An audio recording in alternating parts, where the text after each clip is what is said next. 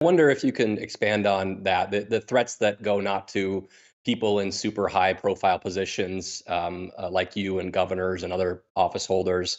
But what impact does those kinds of things have on election workers, the ability to hire and train people to run these elections? Is that something that you're working through right now? And what are your reflections on that? Well, I've got some good news and some bad news on that. We did pass a law a couple years ago to increase legal protections for our poll workers. I'm proud of that. I really wanted that law. We got it.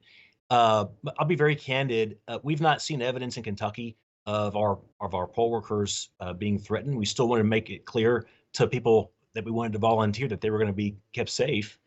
We've not seen much of that, but we have seen a decline in interest in being a poll worker and also a decline in interest from locations, voting locations, offering themselves up to be voting locations.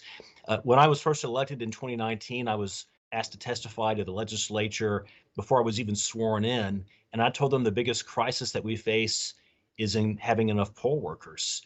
That's way more true now than it was. COVID didn't help, and all the crazy out there has not helped. But the biggest problem is just a generational decline in volunteering.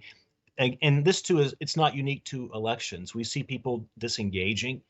We see them not volunteering in their communities. We see them not civically motivated. And so this is all the election issues we're having are largely downstream from other cultural factors. It's not just getting personnel to help, though. It's also getting locations. We've seen a decline in locations offering themselves up. Schools are a lot less willing now to be voting locations. Uh, and it's unfortunately because in many cases they're concerned about security.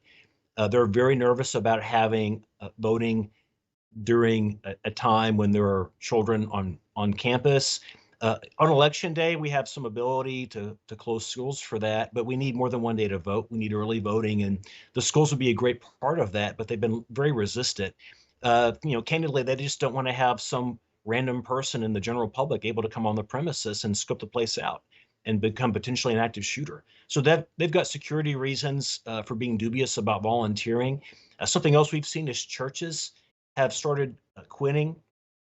In 2022, we had an abortion amendment on our ballot, constitutional amendment, and it was very close. And there was an active pro-choice, active pro-life effort, and a lot of our churches take one or other side of that issue and had some materials on their premises, and voters got bent out of shape that they thought that their voting center was political for or against the amendment, and so the churches also begged off.